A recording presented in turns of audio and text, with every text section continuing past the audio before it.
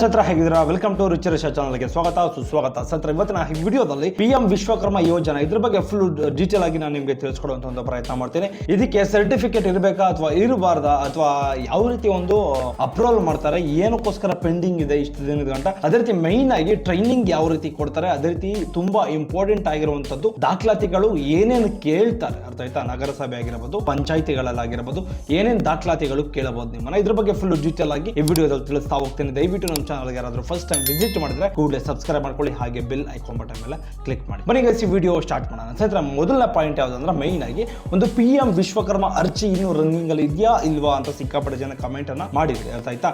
ಅದೇ ರೀತಿ next step ಯಾವುದು ಅಂದ್ರೆ ಮೈನ್ ಆಗಿ ಎಂತಹ ಒಂದು ಜನರು ಇದಕ್ಕೆ ಅರ್ಜಿಯನ್ನು ಸಲ್ಲಿಸಬಹುದು, ಅದೇ ರೀತಿ ದಾಖಲಾತಿಗಳು ಏನೇನು ಬೇಕು, ಅದೇ ರೀತಿ ಮೈನ್ ಆಗಿ ಅಪ್ರೂವಲ್ ಯಾವ ರೀತಿ ಮಾಡ್ತಾರೆ, ಅದೇ ರೀತಿ ಮೈನ್ ಇನ್ನೊಂದು ತುಂಬಾ ಇಂಪಾರ್ಟೆಂಟ್ ಆಗಿರುವಂತಹ ಒಂದು ಪಾಯಿಂಟ್ ಯಾವುದು ಅಂದ್ರೆ ಕಿಟ್ ಯಾವ ರೀತಿ ಕೊಡ್ತಾರೆ, ಅದೇ ರೀತಿ ಒಂದು 2,500 ರೂಪಾಯಿ ಪೇಮೆಂಟ್ ಯಾವ ರೀತಿ ಕೊಡ್ತಾರೆ, ಸರ್ಟಿಫಿಕೇಟ್ ಯಾವ ರೀತಿ ನಾವು ಡೌನ್ಲೋಡ್ ಮಾಡ್ಕೊಳ್ಬೇಕು, ಇದ್ರ ಬಗ್ಗೆ A to Z ಮಾಹಿತಿ ತಿಳಿಸ್ತಾ ಹೋಗ್ತೇನೆ ಸ್ಟೆಪ್ ಬೈ ಸ್ಟೆಪ್, ಅರ್ಥ ಆಯ್ತಾ? ಸುಮಾರು PM ವಿಶ್ವಕರ್ಮ ಯೋಜನೆ ಮುಂಚೆ ಎಲ್ಲ ರನ್ ಆಗ್ತಿರ್ಲಿಲ್ಲ, ಅಂದ್ರೆ ಹೊಸದಾಗಿ ಅರ್ಜಿ ಹಾಕೊಳ್ಳೋರು ಹಾಕಿಸ್ಕೊಳ್ಬಹುದು. ಇವಾಗ ಸುಮಾರು ಒಂದು ಬಿಡುಗಡೆ ಮಾಡಿದ್ದಾರೆ, ಸಿಕ್ಕಾಪಟ್ಟೆ ಸರ್ವರ್ ವರ್ಕ್ ಆಗ್ತಿದೆ, ಏನೋ ಪ್ರಾಬ್ಲಮ್ ಆಗ್ತಿಲ್ಲ, ಅರ್ಥ ಆಯ್ತಾ? ನೀವೇನಾದ್ರೂ ಅರ್ಜಿ ಹಾಕ್ಬೇಕು ಅಂದ್ರೆ ಮೈನ್ ಆಗಿ ಅದಕ್ಕೆ ದಾಖಲಾತಿಗಳು ಒಂದು ರೇಷನ್ ಕಾರ್ಡ್ ಆಗಿರ್ಬೋದು, ಆಧಾರ್ ಕಾರ್ಡ್ ಆಗಿರ್ಬೋದು, ಆಧಾರ್ ಕಾರ್ಡ್ ಲಿಂಕ್ ಆಗಿರುವಂಥ ಒಂದು ಮೊಬೈಲ್ ನಂಬರು, ಬ್ಯಾಂಕ್ ಪಾಸ್ಬುಕ್, ಇಷ್ಟು ಕಡ್ಡಾಯವಾಗಿ ಕಂಪಲ್ಸರಿ ಆಗಿ ಒಂದು ದಾಖಲಾತಿಗಳು ಇರಲೇಬೇಕಾಗುತ್ತೆ. ಅದೇ ರೀತಿ ಅರ್ಜಿ ಸಲ್ಲಿಸೋದಕ್ಕೆ ಮಾತ್ರ, ಅರ್ಥ ಆಯ್ತಾ? ಅದೇ ರೀತಿ ಮೈನ್ ಆಗಿ ತುಂಬಾ ಇಂಪಾರ್ಟೆಂಟ್ ಆಗಿರುವಂಥದ್ದು ನೆಕ್ಸ್ಟ್ ಯಾವ ಕ್ಯಾಟಗರಿಯಲ್ಲಿ ನೀವು ಕೆಲಸವನ್ನ ಮಾಡ್ತೀರಾ ಅಂದ್ರೆ ಅದರಲ್ಲಿ ಸುಮಾರು ಒಂದು 18 ಕ್ಯಾಟಗರಿಯ ಒಂದು ಕೆಲಸಗಳಿದೆ. ಸುಮಾರು ಒಂದು ಟೈಲರಿಂಗ್ ಆಗಿರ್ಬೋದು, ಹೂವು ಕಟ್ಟೋರ್ ಆಗಿರ್ಬೋದು, ಅದೇ ರೀತಿ ಮೈನ್ ಆಗಿ ಗಾರೆ ಕೆಲಸದವರು ಅರ್ಜಿಯನ್ನು ಸಲ್ಲಿಸಬಹುದಾಗಿರ್ತದೆ. ಗಾರೆ ಕೆಲಸದಲ್ಲಿ ಕೆಲವೊಂದು ವಿಧಗಳಿದೆ, ಅರ್ಥ ಆಯ್ತಾ? ಇಟ್ಕೆ ಬ್ರಿಕ್ಸ್ ರೆಡಿ ಮಾಡೋರು, ಅಂದ್ರೆ ಕಾಂಕ್ರೀಟ್ ಕೆಲಸ ಮಾಡೋರು, ಸುಮಾರು ರೀತಿಯ ಒಂದು ವೆರೈಟಿ ಕೆಲಸಗಳಿದೆ ಅದರಲ್ಲೂ ಸಹ. ಬಟ್ ಆದರೆ ಸುಮಾರು 18 ರೀತಿಯಲ್ಲಿ ಕೆಲಸಗಾರರು ಇದಕ್ಕೆ ಅರ್ಜಿಯನ್ನು ಸಲ್ಲಿಸಬಹುದಾಗಿರ್ಬೋದು. ಕುಮ್ಮರ ಆಗಿರ್ಬೋದು, ಚಮ್ಮರ್ ಆಗಿರ್ಬೋದು, ಅದೇ ರೀತಿ ಮೈನ್ ಆಗಿ ಒಂದು ಮೀನು ಬಲೆಯನ್ನು ತಯಾರು ಮಾಡುವವರು, ಅದೇ ರೀತಿ ತುಂಬ ಇಂಪಾರ್ಟೆಂಟ್. ಸುಮಾರು ನಾನು ಓದಿ ವಿಡಿಯೋದಲ್ಲಿ ಇದರ ಬಗ್ಗೆ ತುಂಬ ಡೀಟೇಲ್ ಆಗಿ ತಿಳಿಸ್ಕೊಟ್ಟಿದ್ದೀನಿ, ಎಂಥವ್ರು ಇದಕ್ಕೆ ಅರ್ಜಿಯನ್ನು ಸಲ್ಲಿಸಬಹುದು ಅಂತ. ಆ ವಿಡಿಯೋ ನಿಮಗೆ ಸಿಕ್ಕಿಲ್ಲ ದಯವಿಟ್ಟು ಸರ್ ಆ ವಿಡಿಯೋದ ಒಂದು ಲಿಂಕನ್ನು ಡಿಸ್ಕ್ರಿಪ್ಷನ್ ಅಲ್ಲಿ ನಾನು ನಿಮಗೆ ಮೆನ್ಷನ್ ಮಾಡಿರ್ತೀನಿ. ಆ ವಿಡಿಯೋ ಮೂಲಕ ನೀವು ಕ್ಲಿಕ್ ಮಾಡಿ ಅದೇ ಫುಲ್ ಡೀಟೇಲ್ ಆಗಿ ಎಂಥವ್ರು ಅರ್ಜಿಯನ್ನು ಸಲ್ಲಿಸಬಹುದು ಅದರ ಬಗ್ಗೆ ಫುಲ್ ಡೀಟೇಲ್ ಆಗಿ ತಿಳ್ಕೊಂಡು ಅನಂತರ ಈ ವಿಡಿಯೋನ ನೋಡಿ ತುಂಬ ಅರ್ಥ ಆಗುತ್ತೆ ಅಂತ ಹೇಳೋದಕ್ಕೆ ಇಚ್ಛಿಸ್ತೇನೆ, ಅರ್ಥ ಆಯ್ತಾ?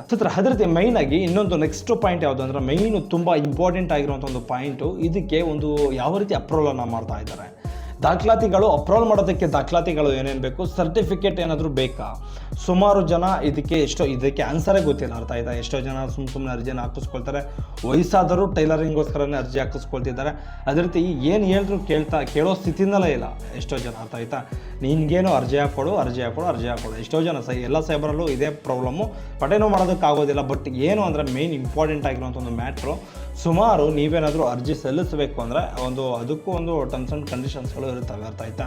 ಮೈನಾಗಿ ಅದಕ್ಕೆ ಸರ್ಟಿಫಿಕೇಟು ಕಡ್ಡಾಯವಾಗಿ ಇರಲೇಬೇಕು. ನೀವೇನಾದರೂ ಹೂ ಕಟ್ಟೋರಾಗಿದ್ದರೆ ನಿಮ್ಮದೇ ಆದಂಥ ಒಂದು ಸಂಘಗಳಲ್ಲಿ ನೀವೊಂದು ಅದಕ್ಕೆ ಸಂಬಂಧಪಟ್ಟಿರುವಂಥ ಒಂದು ದಾಖಲಾತಿಗಳು ನೀವು ಒಂದು ನಗರಸಭೆಗೆ ಒಂದು ಜೆರಾಕ್ಸ್ ಮಾಡಿ ಕೊಡುವಂಥ ಒಂದು ಪ್ರಯತ್ನ ಮಾಡಬೇಕು.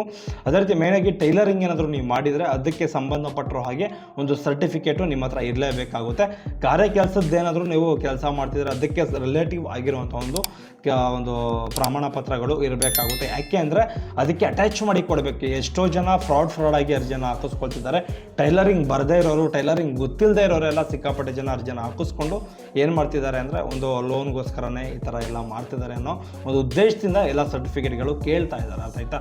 ಈಗ ಫಾರ್ ಎಕ್ಸಾಂಪಲ್ ಹೇಳೋದಾದರೆ ಒಂದೊಂದು ಡಿಸ್ಟಿಕ್ಗಳಲ್ಲಿ ಇಷ್ಟಿಷ್ಟೇ ಅರ್ಜಿಯನ್ನು ಹಾಕೋದಕ್ಕೆ ಪರ್ಮಿಷನನ್ನು ಕೊಟ್ಟಿರ್ತಾರೆ. ಅಂದರೆ ಅರ್ಜಿ ಎಷ್ಟು ಜನ ಬೇಕಾದರೂ ಹಾಕೊಳ್ಬೋದು, ಆದರೆ ಸೆಲೆಕ್ಷನ್ ಮಾಡೋದು ಇಷ್ಟೇ ಒಂದು ಸೆಲೆಕ್ಷನ್ ಆಗಬೇಕು ಅಂತ ಒಂದು ಟರ್ಮ್ಸ್ ಆ್ಯಂಡ್ ಕಂಡೀಷನ್ಸ್ಗಳು ಅವ್ರಿಗೂ ಸಹ ಇರ್ತದೆ, ಅರ್ಥ ಆಯ್ತಾ? ಈಗ 5,000 ಜನ ಅರ್ಜಿಯನ್ನು ಸಲ್ಲಿಸಿದ್ರೆ ಅದರಲ್ಲಿ ಸುಮಾರು 1,000 ಜನನೋ 500 ಜನನೋ ಈ ಥರ ಒಂದು ಸೆಲೆಕ್ಷನನ್ನು ಅವರೇ ಮಾಡ್ತಾರೆ. ಅಷ್ಟು ಒಂದು ಸೆಲೆಕ್ಷನ್ ಮಾಡಿಕೊಂಡು ಅಷ್ಟು ಜನರಿಗೆ ಮಾತ್ರ ಏನು ಮಾಡ್ತಾರೆ ಅಂದ್ರೆ ಒಂದು ಸಾಲ ಆಗಿರ್ಬೋದು, ಅಂದರೆ ಲೋನ್ ಆಗಿರ್ಬೋದು, ಒಂದು ಕಿಟ್ ಆಗಿರ್ಬೋದು, ಅದಕ್ಕೆ ರಿಲೇಟಿವ್ ಆಗಿರುವಂಥ ಏನು ಸೌಲಭ್ಯಗಳು ಬರುತ್ತೋ ಅದನ್ನು ತಲುಪಿಸ್ಕೊಡುವಂಥ ಒಂದು ಪ್ರಯತ್ನ ಮಾಡ್ತಾರೆ, ಅರ್ಥ ಆಯ್ತಾ? ಇದನ್ನು ದಯವಿಟ್ಟು ಅರ್ಥ ಮಾಡ್ಕೊಳ್ಳಿ. ಸರ್ಟಿಫಿಕೇಟ್ ಅಂತೂ ಕಡ್ಡಾಯವಾಗಿ ಇರಲೇಬೇಕು. ನೀವೇನಾದರೂ ಟೈಲರಿಂಗ್ ಏನಾದರೂ ಮಾಡ್ತಿದ್ರೆ ಸರ್ಟಿಫಿಕೇಟ್ ದಯವಿಟ್ಟು ಮಾಡಿಸ್ಕೊಳ್ಳಿ. ಸರ್ಟಿಫಿಕೇಟ್ ಕೆಲವ್ರಿಗೆ ಒಂದು ಟೈಲರಿಂಗ್ ಕೆಲಸ ಬಂದಿರ್ತದೆ, ಅವ್ರಿಗೆ ಸಿಕ್ಕಾಪಟ್ಟೆ ಗೊತ್ತಿರ್ತದೆ, ನಾಲೆಡ್ಜ್ ಇರ್ತದೆ, ಅದೇ ಕೆಲಸ ಮಾಡ್ತಾಯಿದ್ದಾರೆ. ಬಟ್ ಆದರೆ ಅವ್ರ ಹತ್ರ ಸರ್ಟಿಫಿಕೇಟ್ ಇರೋದಿಲ್ಲ, ಅರ್ಥ ಆಯ್ತಾ. ಸರ್ಟಿಫಿಕೇಟ್ ಇಲ್ಲ ಅಂದರೆ ಏನು ಮಾಡೋದಕ್ಕೆ ಸಾಧ್ಯ ಇಲ್ಲ, ಅರ್ಥ ಆಯ್ತಾ. ಸರ್ಟಿಫಿಕೇಟ್ ಎಲ್ಲರೂ ಮಾಡಿಸ್ಕೊಂಡು ನೀವು ಅರ್ಜಿಯನ್ನು ಸಲ್ಲಿಸಬೇಕಾಗುತ್ತೆ. ಅರ್ಜಿಯನ್ನು ಹಾಕ್ಕೊಂಡು ನೀವು ಒಂದು ಅಪ್ರೂವಲನ್ನು ಮಾಡಿಸ್ಕೊಳ್ಬೋದು, ಅರ್ಥ ಆಯ್ತಾ. ಅಪ್ರೂವಲ್ ಯಾವ ರೀತಿ ಮಾಡಿಸ್ಕೊಳ್ಬೇಕು, ಅಲ್ಲೇ ನೀವು ವಾಸ ಇರಬೇಕಾಗಿದೆ, ಅಂದರೆ ನೀವು ಕರ್ನಾಟಕದ ನಿವಾಸಿ ಆಗಿರಬೇಕು, ಅದೇ ಡಿಸ್ಟಿಕ್ಕಲ್ಲಿ ನೀವು ವಾಸ ಮಾಡಬೇಕಾಗುತ್ತೆ. ಅದೇ ರೀತಿ ಮೈನ್ ಆಗಿ ನಿಮ್ಮದು ವೋಟರ್ ಐ ಡಿ ಇರಬೇಕು, ಆಧಾರ್ ಕಾರ್ಡ್ ಇರಬೇಕು, ಬ್ಯಾಂಕ್ ಪಾಸ್ಬುಕ್ ಇರಬೇಕು, ಅದೇ ರೀತಿ ಒಂದು ಸರ್ಟಿಫಿಕೇಟ್ ಜೆರಾಕ್ಸ್ ಇರಬೇಕು. ಆದರೆ ಯಾವ ಕೆಲಸಕ್ಕೆ ಸಂಬಂಧಪಟ್ಟಿರೋ ಹಾಗೆ ಒಂದು ಸರ್ಟಿಫಿಕೇಟ್ ಜೆರಾಕ್ಸ್ ಇರಬೇಕಾಗುತ್ತೆ. ಮೈನು ತುಂಬ ಇಂಪಾರ್ಟೆಂಟ್ ಆಗಿರೋದು ನಿಮ್ಮ ಫೋಟೋ ಕೊಡಬೇಕಾಗುತ್ತೆ, ಅದೇ ರೀತಿ ಅಪ್ಲಿಕೇಶನ್ ಫಾರಮ್ ಕೊಡಬೇಕಾಗುತ್ತೆ. ಅದೇ ರೀತಿ ಒಂದು ಅಕ್ಲಾಟ್ಮೆಂಟ್ ಜೆರಾಕ್ಸ್ಗೆ ಒಂದು ಸೀಲು ಸೈನನ್ನು ಹಾಕ್ಕೊಡ್ತಾರೆ, ಡೇಟನ್ನು ಸಹ ಹಾಕ್ಕೊಡ್ತಾರೆ. ಅದನ್ನು ಸಹ ಎಕ್ಸ್ಟ್ರಾ ಜೆರಾಕ್ಸನ್ನು ತೊಗೊಂಡ್ರೆ ತುಂಬ ಉತ್ತಮ ಅಂತಲೇ ಹೇಳ್ಬೋದು. ಇದನ್ನು ದಯವಿಟ್ಟು ಇಷ್ಟು ನಾವು ಫಾಲೋ ಮಾಡಿದ್ರೆ ಅವರು ನಿಮಗೆ ಮುಂದಿನ ದಿನಗಳಲ್ಲಿ ಏನು ಮಾಡ್ತಾರೆ, ಕಾಲ್ ಮಾಡಿ ಅವರು ಅಪ್ರೂವಲ್ ಮಾಡುವಂಥ ಒಂದು ಪ್ರಯತ್ನ ಮಾಡ್ತಾರೆ. ಅಪ್ರೂವಲ್ ಎಲ್ಲ ಆದಮೇಲೆ ನಿಮ್ಮದೊಂದು ಟ್ರೈನಿಂಗ್ ಸೆಂಟ್ರನ್ನು ಅವರು ಸೆಲೆಕ್ಷನ್ ಮಾಡ್ತಾರೆ. ಟ್ರೈನಿಂಗ್ ಸೆಂಟ್ರ್ ಕರೆಕ್ಟಾಗಿದ್ದರೆ, ಅರ್ಥ ಆಯ್ತಾ. ಟ್ರೈನಿಂಗ್ ಸೆಂಟ್ರು ಯಾವ ಡಿಸ್ಟಿಕ್ಕಿಗೆ ಸಂಬಂಧಪಟ್ಟರೋ ಹಾಗೆ ನೀವು ಟ್ರೈನಿಂಗ್ ಸೆಂಟ್ರನ್ನು ಹಾಕಿಸ್ಕೊಳ್ಬೇಕಾಗುತ್ತೆ. ಆ ಟ್ರೈನಿಂಗ್ ಸೆಂಟ್ರಿಗೆ ನೀವು ವಿಸಿಟ್ ಮಾಡಿ ಟ್ರೈನಿಂಗನ್ನು ಪಡ್ಕೊಳ್ಬೇಕು. ಯಾವ ಟೈಮ್ನಲ್ಲಿ ಯಾವ ಡೇಟ್ನಲ್ಲಿ ಟ್ರೈನಿಂಗ್ ಇರ್ತದೆ ಅಂತ ಅವರೇ ನಿಮಗೆ ಕಾಲ್ ಮೂಲಕ ತಿಳಿಸ್ಕೊಡ್ತಾರೆ, ಅರ್ಥ ಆಯ್ತಾ. ಇದನ್ನು ದಯವಿಟ್ಟು ಅರ್ಥ ಮಾಡ್ಕೊಳ್ಳಿ.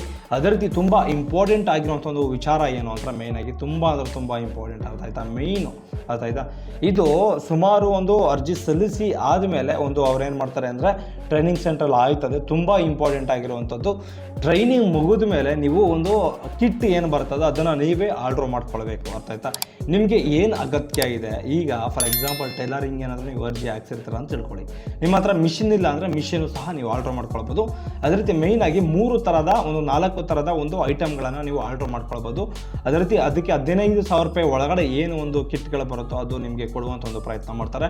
ನೀವೇ ಸೈಬರ್ ಸೆಂಟರ್ಗಳಿಗೆ ವಿಸಿಟ್ ಮಾಡಿ ನಿಮಗೆ ಅವರು ಅಪ್ರೂವಲ್ ಮಾಡಿಕೊಟ್ಟಿಲ್ಲ ಅಂದರೆ ಒಂದು ಕಿಟ್ಗೆ ಅರ್ಜಿ ಹಾಕಿಕೊಟ್ಟಿಲ್ಲ ಅಂದರೆ ಕೂಡಲೇ ಸೈಬರ್ ಸೆಂಟರ್ಗೆ CSC ಸರ್ವಿಸ್ ಸೆಂಟರ್ಗೆ ವಿಸಿಟ್ ಮಾಡಿ ಕಿಟ್ಗೆ ಅರ್ಜಿಯನ್ನು ಸಲ್ಲಿಸ್ಬೋದು, ಅರ್ಥ ಆಯ್ತಾ. ಏನು ಪ್ರಾಬ್ಲಮ್ ಆಗೋದಿಲ್ಲ. ಕಿಟ್ಗೆ ಅರ್ಜಿಯನ್ನು ಸಲ್ಲಿಸಿ ಆದಮೇಲೆ ನೀವು ಅದೇ ರೀತಿ ಮೈನಾಗಿ 2,500 ರೂಪಾಯಿ ನೀವು ಏನು ಬರಬೇಕು ಅದನ್ನು ಸಹ ನಿಮ್ಮ ಖಾತೆಗೆ ಡೈರೆಕ್ಟಾಗಿ ಜಮಾವಣೆ ಮಾಡೋದಕ್ಕೆ ಸಾಧ್ಯ ಆಗುತ್ತೆ. ಅದೇ ರೀತಿ ಕಿಟ್ಟು ಸಹ ಇದೇ ರೀತಿ ನೀವು ಆರ್ಡ್ರನ್ನು ಮಾಡ್ಕೊಳ್ಬೇಕಾಗುತ್ತೆ. ನಿಮಗೇನು ಕಿಟ್ ಅಂದರೆ ಸುಮಾರು ಟೈಲರಿಂಗಲ್ಲಿ ನಿಮಗೆ ಒಂದು ಟೈಲರಿಂಗ್ ಮಿಷಿನ್ ಸಿಗುತ್ತೆ. ಅದೇ ರೀತಿ ಅದಕ್ಕೆ ಸಂಬಂಧಪಟ್ಟ ಒಂದು ಸಣ್ಣ ಪುಟ್ಟ ಐಟಮ್ಗಳು ಸಹ ಸಿಗುತ್ತೆ. ಏನು ಬೇಕಾದರೂ ನಿಮ್ಗೆ ಇಷ್ಟ ಬಂದಿರೋದು ನೀವು ಆರ್ಡ್ರನ್ನು ಮಾಡ್ಕೊಳ್ಬೋದು, ಅರ್ಥ ಆಯ್ತಾ. ಇದನ್ನು ದಯವಿಟ್ಟು ಅರ್ಥ ಮಾಡ್ಕೊಳ್ಳಿ. ಅದೇ ರೀತಿ ತುಂಬ ಇಂಪಾರ್ಟೆಂಟ್ ಆಗಿರುವಂಥ ಒಂದು ಮ್ಯಾಟ್ರ್ ಏನಪ್ಪ ಅಂದರೆ ಇದು ಸುಮಾರು ಜನಕ್ಕೆ ಅಪ್ರೂವಲ್ ಆಗಿಲ್ಲ ಅಂತ ಸಿಕ್ಕಾಬೇಡಿ ಜನ ಕಮೆಂಟನ್ನು ಮಾಡ್ತಾ ಇದ್ದೀರಾ. ಅಪ್ರೂವಲ್ ಆಗಿಲ್ಲ ಅಂದರೆ ದಯವಿಟ್ಟು ಗಾಬರಿ ಪಡೋದಕ್ಕೆ ಹೋಗಬೇಡಿ, ವೆಯ್ಟ್ ಮಾಡಿ, ಅರ್ಥ ಆಯ್ತಾ. DFO ಪೆಂಡಿಂಗ್ ಇದೆ, ಒಂದು DM DC ಪೆಂಡಿಂಗ್ ಇದೆ. ಈ ಸಿಕ್ಕಾಬೇಡಿ ಜನ ಕಮೆಂಟನ್ನು ಮಾಡ್ತಾ ಇದ್ದೀರಾ, ದಯವಿಟ್ಟು ಎದುರೋ ಅವಶ್ಯಕತೆ ಇಲ್ಲ. ಸಿಕ್ಕಾಬೇಡಿ ಜನಕ್ಕೆ ಟ್ರೈನಿಂಗ್ ಆಗ್ತಿದೆ, ಅವ್ರು ಟ್ರೈನಿಂಗ್ ಮುಗ್ದಾದ್ಮೇಲೆ ನಿಮ್ಮದು ಸಹ ಒಂದು ಟ್ರೈನಿಂಗನ್ನು ಕ್ಲಿಯರ್ ಮಾಡಿಕೊಡುವಂಥ ಒಂದು ಪ್ರಯತ್ನ ಮಾಡ್ತಾರೆ. ಎಲ್ಲದಕ್ಕೂ ಸಹ ಒಂದು ತಾಳ್ಮೆ ಇರಲಿ, ಯಾಕೆಂದರೆ ಒಂದು ಎಲೆಕ್ಷನ್ ಮುಗಿದ ಮೇಲೆ ಆದರೂ ನಿಮಗೆ ಟ್ರೈನಿಂಗನ್ನು ಮಾಡುವಂಥ ಒಂದು ಪ್ರಯತ್ನ ಮಾಡ್ತಾರೆ. ಏನೂ ಸಹ ಗಾಬರಿ ಪಡುವಂಥ ಒಂದು ಅವಶ್ಯಕತೆಗಳು ಇಲ್ಲ, ಅರ್ಥ ಆಯ್ತಾ. ಇದನ್ನು ದಯವಿಟ್ಟು ಅರ್ಥ ಮಾಡ್ಕೊಳ್ಳಿ. ನಿಮಗೇನಾದರೂ ಇನ್ನೂ ಡೌಟ್ಸ್ಗಳಿದ್ರೆ ದಯವಿಟ್ಟು ಕಮೆಂಟನ್ನು ಮಾಡಿ, ಅದಕ್ಕೆ ನಾನು ರಿಪ್ಲೈ ಕೊಡುವಂಥ ಒಂದು ಪ್ರಯತ್ನ ಮಾಡ್ತೀನಿ. ಇನ್ನೂ ಏನಾದರೂ ನಿಮಗೆ ಒಂದು ಡೌಟ್ ಬಗೆಹರಿದಿಲ್ಲ ಅಂದರೆ ಅದ್ರ ಬಗ್ಗೆ ವಿಡಿಯೋ ಮಾಡಿ ಅಂತ ಕಮೆಂಟ್ ಮಾಡಿದ್ರೆ ದಯವಿಟ್ಟು ವಿಡಿಯೋ ಮೂಲಕ ನಾನು ನಿಮಗೆ ತಿಳಿಸ್ಕೊಡುವಂಥ ಒಂದು ಪ್ರಯತ್ನ ಮಾಡ್ತೀನಿ, ಅರ್ಥ ಆಯ್ತಾ. ಓಕೆ ಗೈಸ್, ಇದೇ ರೀತಿ ಯಾವುದಾದ್ರೂ ಅಪ್ಡೇಟಿಂಗ್ ಆದಂಥ ವಿಚಾರಗಳಿದ್ರೆ ಖಂಡಿತ ತಿಳಿಸ್ಕೊಡುವಂಥ ಒಂದು ಪ್ರಯತ್ನ ಮಾಡ್ತೀನಿ. ಯಾರಾದರೂ ನಮ್ಮ ಚಾನಲ್ಗೆ ಫಸ್ಟ್ ಟೈಮ್ ವಿಸಿಟ್ ಮಾಡಿದ್ರೆ ಕೂಡಲೇ ಸಬ್ಸ್ಕ್ರೈಬ್ ಮಾಡ್ಕೊಳ್ಳಿ, ಹಾಗೆ ಬೆಲ್ ಐಕಾನ್ ಬಟನ್ ಮೇಲೆ ಕ್ಲಿಕ್ ಮಾಡಿ. ನಮ್ಮ ವಿಡಿಯೋ ನಿಮ್ಗೆ ಇಷ್ಟ ಆಗಿದ್ರೆ ಕೂಡಲೇ ಲೈಕ್ ಮಾಡಿ, ಏನಾದರೂ ಡೌಟ್ಸ್ ಇದ್ದರೆ ಕಮೆಂಟನ್ನು ಮಾಡಿದ್ರೆ ಖಂಡಿತ ರಿಪ್ಲೈ ಕೊಡ್ತೀನಿ. ಬಾಯ್, ನೆಕ್ಸ್ಟ್ ವಿಡಿಯೋದಲ್ಲಿ ಸಿಗೋಣ.